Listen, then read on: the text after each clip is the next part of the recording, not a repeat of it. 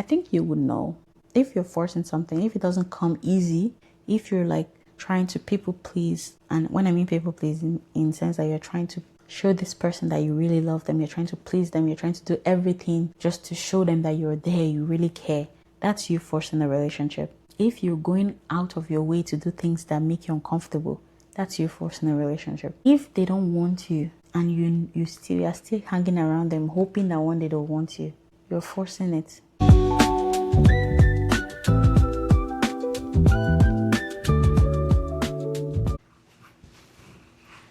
Hi guys, welcome back to my channel.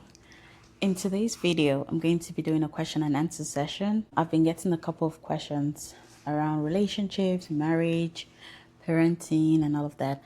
And at the end of today's video, I'm hoping that I would have brought some clarity to some extent to some of the questions that we have.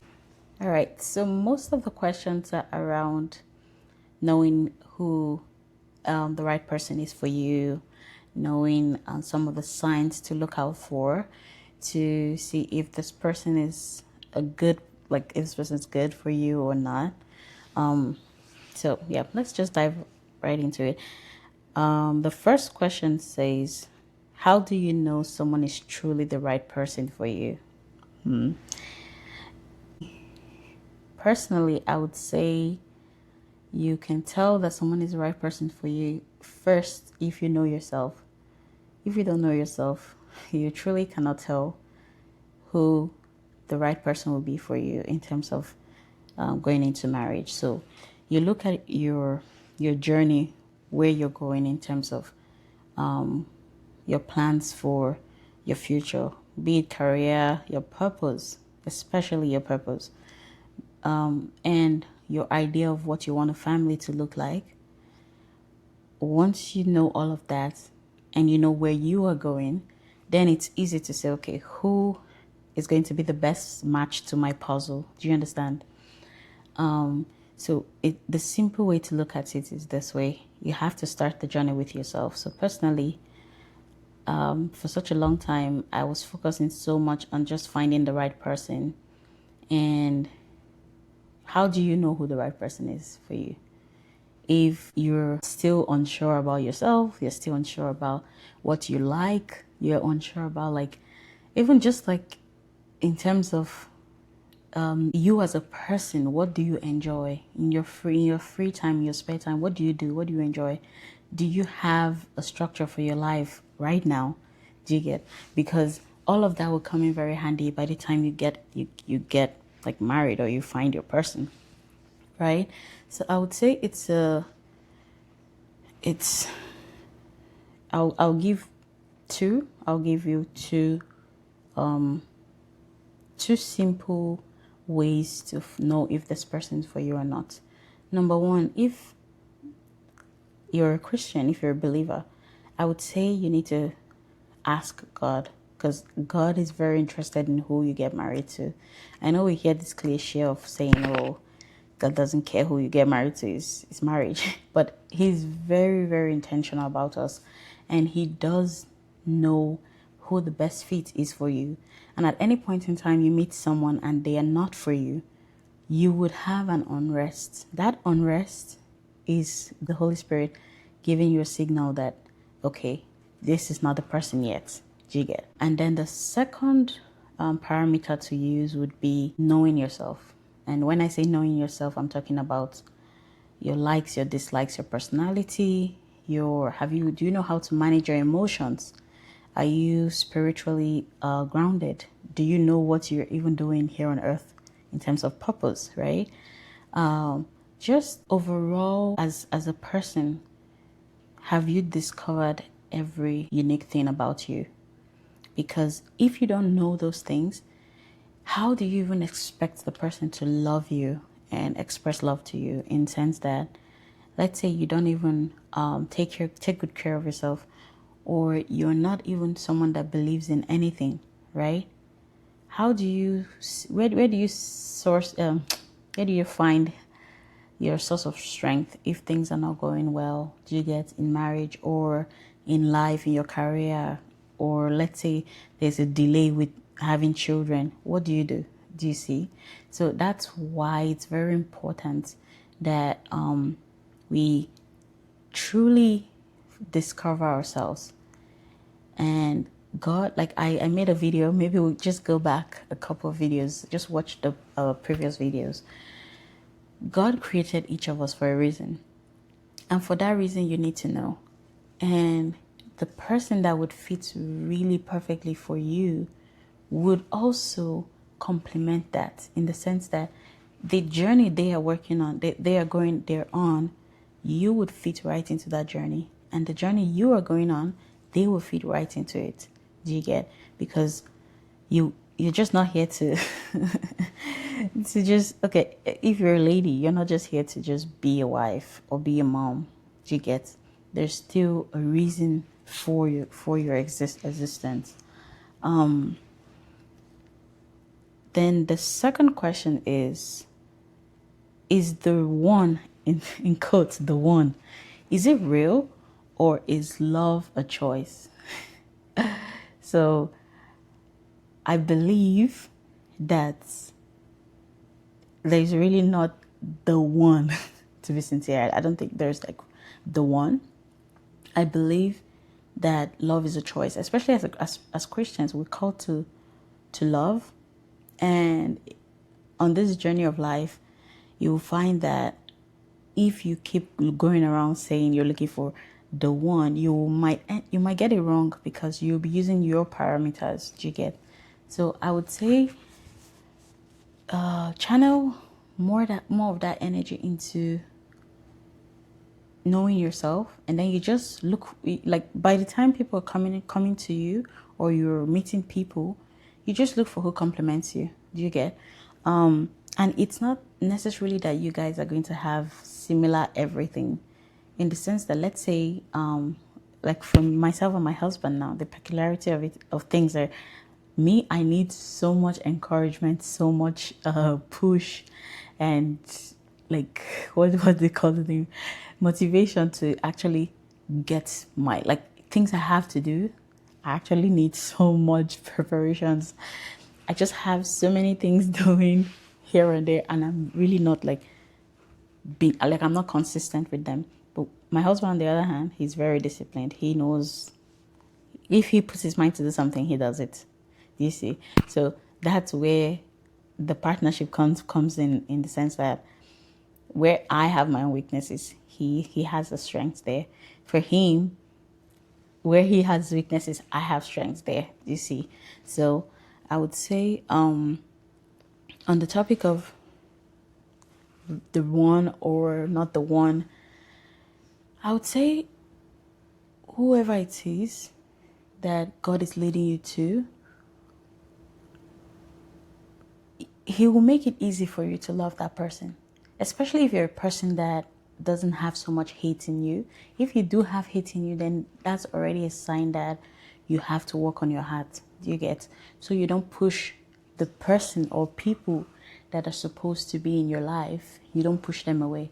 Do you get? So I would say, don't limit yourself. Don't feel, because I feel that the one mentality is almost like a scarcity mentality, where you feel as though once that one person you've loved all your life, once they're not there anymore, there's no other person for you. I don't think so. I truly don't believe that. I firsthand, based off of experience, I was in several relationships looking for the one. And 10 years down the line, the one was still not there. So you see, the thing is, I would say, focus more on what you want out of your life, and what you want, like how you plan to give back to the world that you're in. Then see who fits into that. Do you get? The third question would be, how do I stop confusing chemistry with compatibility? So I'm guessing they're saying chemistry in terms of butterflies. And how do you differentiate it from compatibility? In terms of chemistry, I feel chemistry fades. Chemistry fades. Compatibility is more tangible. It's something you can hold and feel and experience. Do you get? So one thing I would say is, in terms of compatibility, look more for consistency and trustworthiness, in the sense that if someone says, okay, they enjoy praying, or they are, you see the person says, oh, they fear God, but in their actions it's not consistent with what they're saying, then you already know that, okay, in terms of spirituality, that person, if you are very serious with yours anyways, that's why I say it starts with you. So once you have gotten all of those areas right, then it's easy. So you are not compromising, because the thing is, if spiritually you're not there yet, because obviously we know that we continue growing here and there, but there is an expected level you have to be in before you go on the journey of marriage, if you want to have a successful marriage. And this question answer, I'm talking to people that do want to have a successful marriage. I'm not just talking about like just going into marriage for the sake of timing or whatever it might be, right? So I would say, if you've sorted yourself out, it's very difficult that you're going to make compromises. And the kind of compromises I'm talking of like big, serious compromises that could limit you. Because think of it this way. Let's say right now you're not emotionally mature, right? So in your mind, you're thinking, okay, maybe I can just go with this other person so that it's not emotionally mature. And they get angry very easily. They're not very considerate of other people. And you feel, okay, maybe because you have not gotten yours right, why would you judge them and not go with them, right? That's already a problem, because down the line, if you work on yourself and they don't, then you're already in a big problem over there. Do you see? That's why I said the journey starts with you. Once you get things right, it's easy to say, I have put in the work. I cannot take anything less. Do you get? And in terms of chemistry, I would say hold chemistry lightly as much as possible.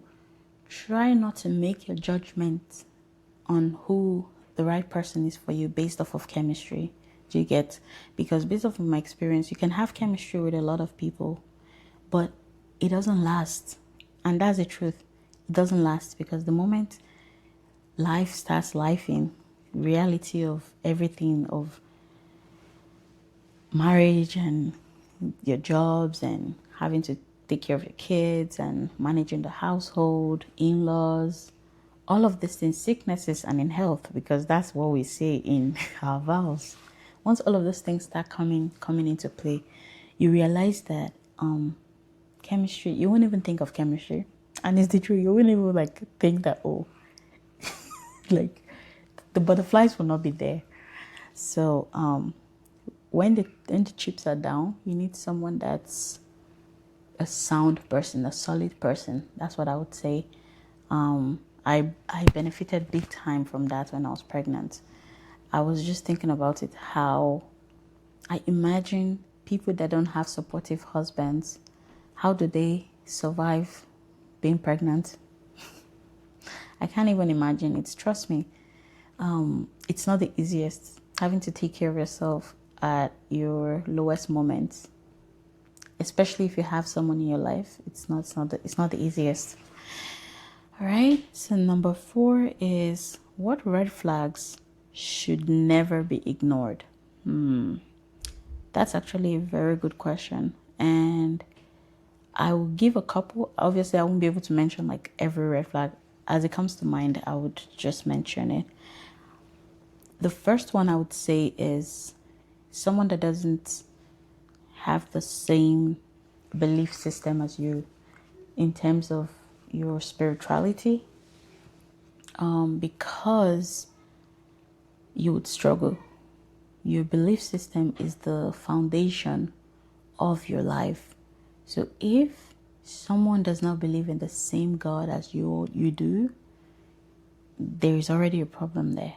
If they don't even have the same concept of who God is, you would struggle to.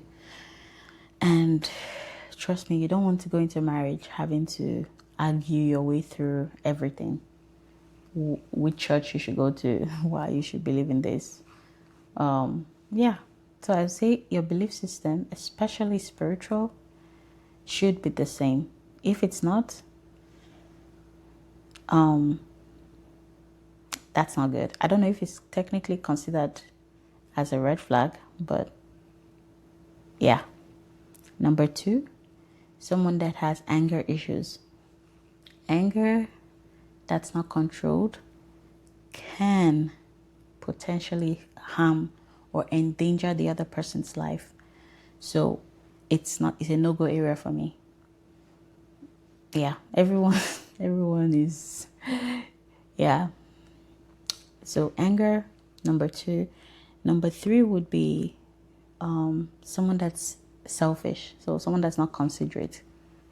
That's a big red flag, because marriage is, and love, the concept of love is sacrifice. It's all about sacrifice. And someone that's selfish would not look out for you. Someone that's selfish would not take care of you as you would want. Or yeah.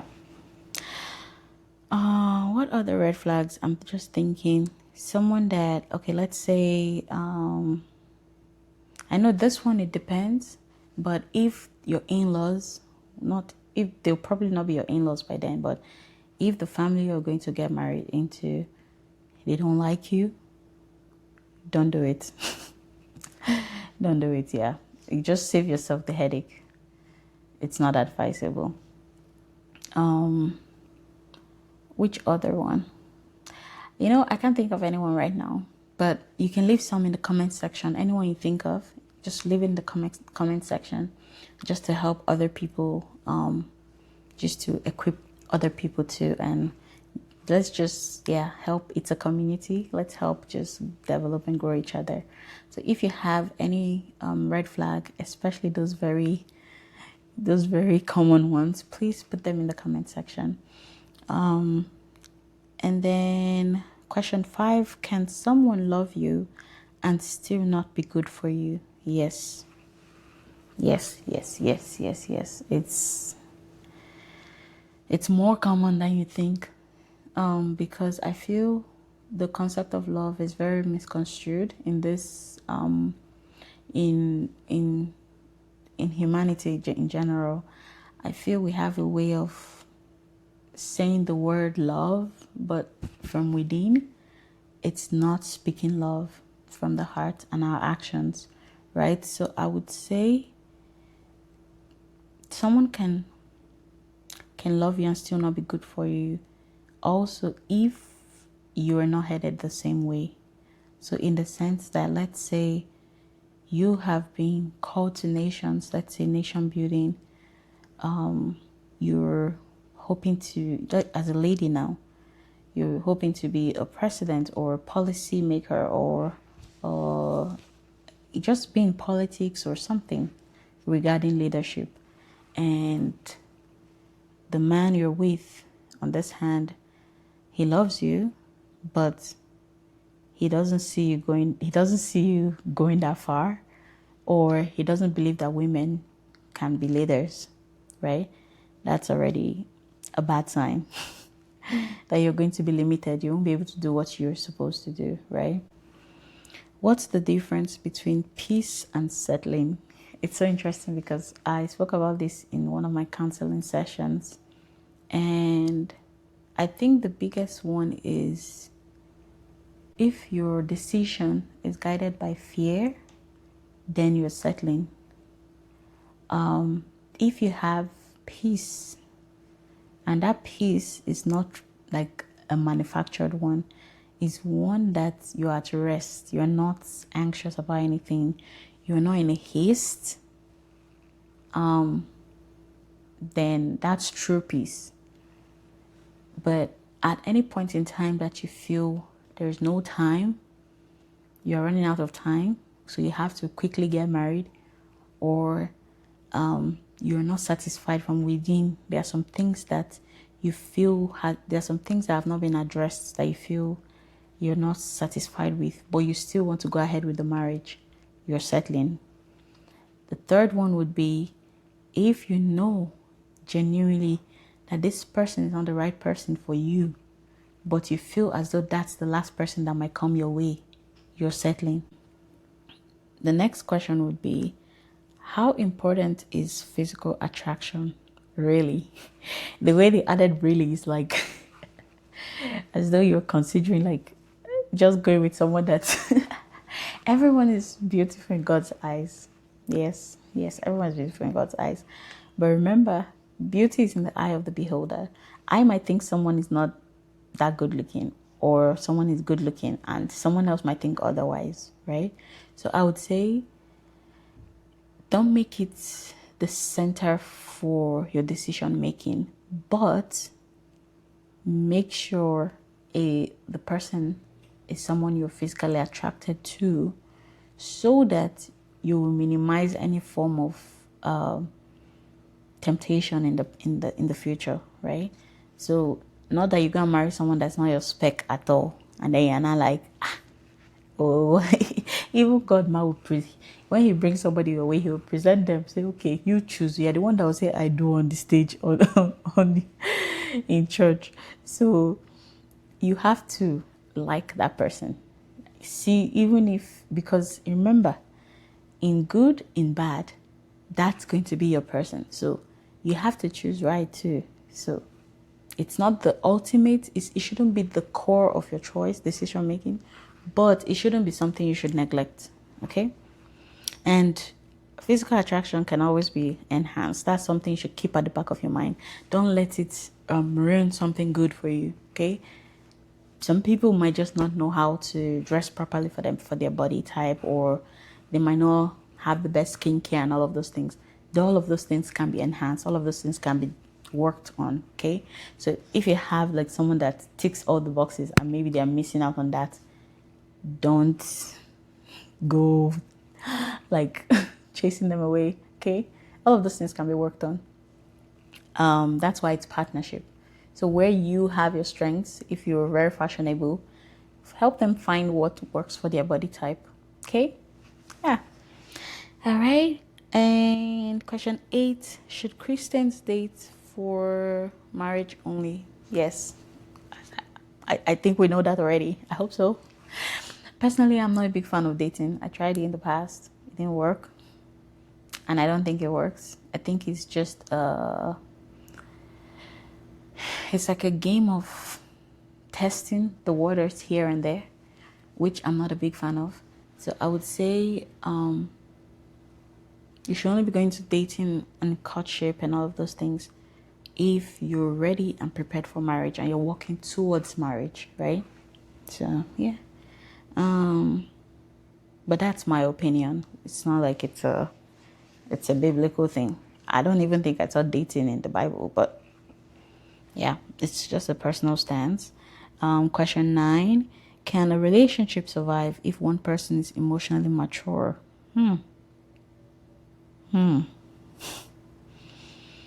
I would suggest that if you're not married yet, that you encourage your spouse to seek counseling. And you too, you need to seek counseling. Because for you on this hand, the person that's asking the question, for you to be with someone that's emotionally immature, it means that you're still seeking something that cannot be found. So someone that's not available, you're still pursuing them, even when the door is not opening. So I would say seek counseling, because with emotional immaturity, I find that most times it's just the skills that people lack. It's not necessarily that they're bad people. So if the person is genuinely a good person, I would say seek counseling. Advise them to talk to someone. You can always reach out. I could always like meet with you and have a discussion, because with emotionally immaturity, there is always a root a root cause. There's always where it stems from, right? So it's difficult to answer this question because I know it might be a touchy one. It's not a yes or no answer, okay? So I'll say seek counseling, but don't just ignore it, right? Because emotional immaturity could actually lead to someone becoming very inconsiderate where they don't look out for their spouse. And over time, it can cause. Why am I seeing a spider running around? Ooh, give me a second. And let's see. Question 10. What if I love them but don't see a future with them? I would say you should end the relationship if I were in your shoes.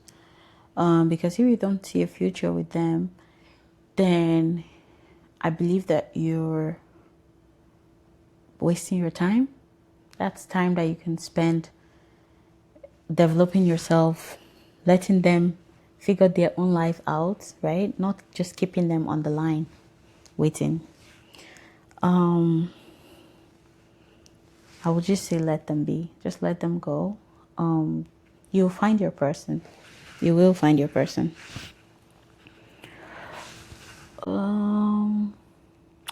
Question 11. Can people genuinely change after marriage?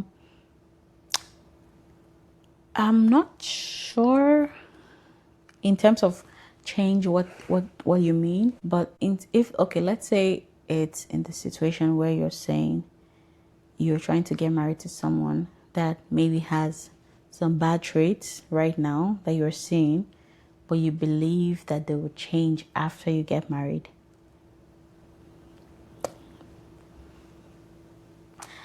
I cannot assure you that they will change. They cannot assure you that they will change.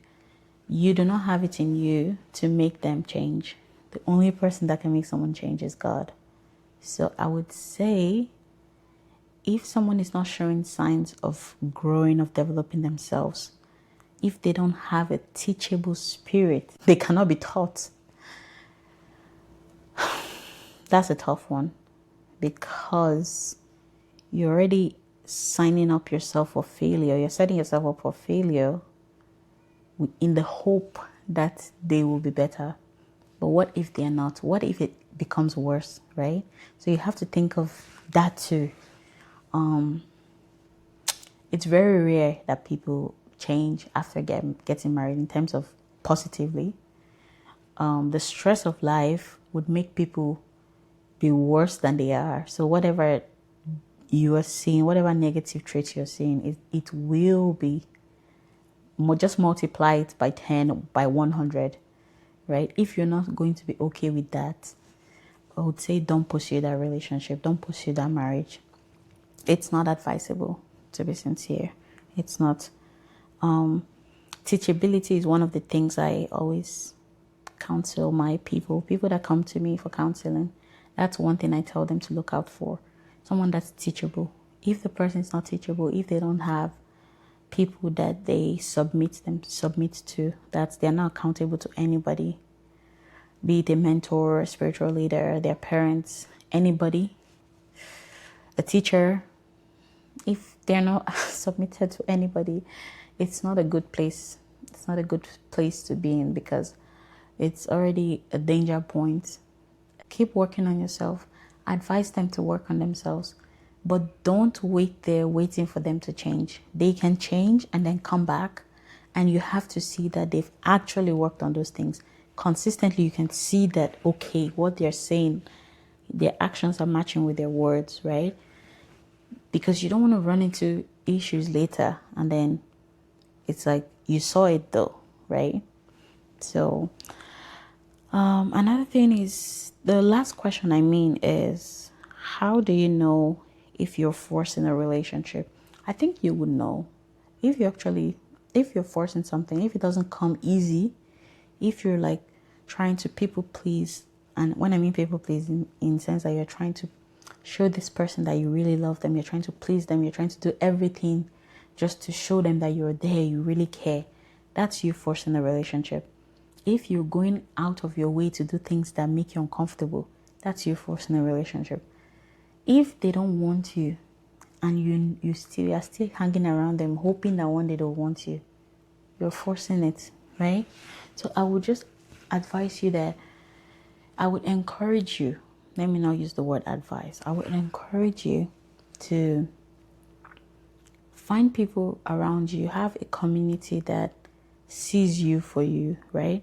So that in times like this, they can hold you accountable, but also they can be there to provide support and care for you, right? So you're not looking for love in the wrong places. Don't seek love where the ground is so difficult to till. If you have to if you have to climb a mountain to show someone that you love them, I think that's a problem. If someone does not genuinely like you, and when I say like you, is like everything about you, even your mistakes, even your weaknesses, they have to come to the point of liking that. Even if they're not okay with it, where they still want you to work on yourself, they must not be disgusted by you. They must not have a disdain kind of feeling towards you. Do you understand? So that you don't struggle and you're not yeah, I think it just being with the wrong partner, it weakens your potentials. It limits you from going far. So I'm hoping this has been able to bring some clarity. We'll continue doing more question and answers, so you can submit your questions. You can send it privately. I have my email in my my channel on my channel in the description. I can also put it under the description in this video. You can also reach out to me on Instagram. Just send me a DM. I'm more than willing to answer your questions, and it's anonymous. I won't mention your name, so feel free to ask your questions. I hope this has brought some clarity to some of the questions you've had. If you do need more clarification on certain questions, you can reach out. If it's more personal, you can reach out, and yeah, let's chat, let's talk. So I will be waiting in the comment section, and let me know how you have handled like your relationships, be it in the past or right now. How has it been for you? How is the dating waters right now? I know dating can be a little complicated, but we'll all marry well. I think that's one thing I pray for all my counselees and my siblings and my friends. I pray deeply for them. And I pray for you too today, that you will marry well. You will not be wrongfully joined with the wrong person. Even if it's until the last moment, you will not be wrongfully joined. I always say I think it's my mom that tells us this, like she used to tell us this, a broken courtship is better than a broken marriage. So if you see any red flag, as far as you have not said I do, please, please, please take it seriously. All right? And I can't wait to hear from you. Have a good one. Bye-bye.